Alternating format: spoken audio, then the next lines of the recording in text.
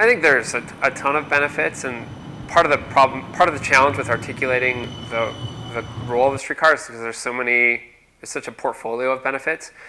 But I think for me, it's beginning to deliver not only the bridge to the imagination of the lifestyle people have wanted and sought in downtown Kansas City, but haven't yet been able to realize, and sort of helping people start to imagine that for themselves, as well as it is a symbol for the rest of the city. And we've tried so many times and failed, and there's this sort of nihilism about progress in general in Kansas City, and now we've built something, and we can use it as a demonstration for the rest of the city, and it can be the show me product, and I think it transforms the culture, though. We're showing that we can accomplish things, that we're a world-class city, and we're moving forward.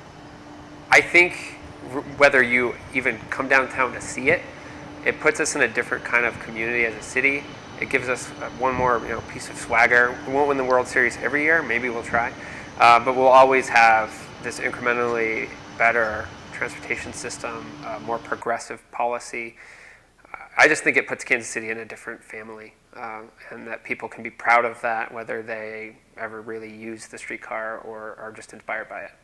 Well, I mean, it really is a transportation project, and despite its short length, because downtown is the center of our existing transportation network, it connects a lot of things. So, bike share, Amtrak service that runs across the state, the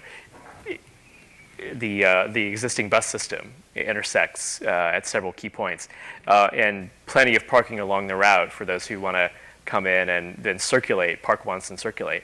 So it's a really well-connected and well-designed route. Its simplicity is also pretty critical. It's a very easy route to understand.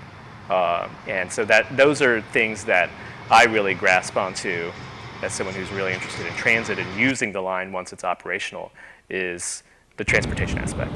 The glitz of the projects happening along the route is great, and is definitely something that's exceeded my expectations. But at the end of the day, those are places where people will live, work, and play. And if someone makes money off of building something great, that's really great. But it's really just building places for people to be and live along the line, and that's going to make the line more successful. My original take on it was the 5 years after it starts running, right? So to have so much happen positively in the 5 years just after the project was sort of an idea on paper, through the opening day, totally exceeded my expectations. I thought that it would be a lot slower for things to start happening, for people's interest in the project to exceed my expectations. I thought that would all come after the opening.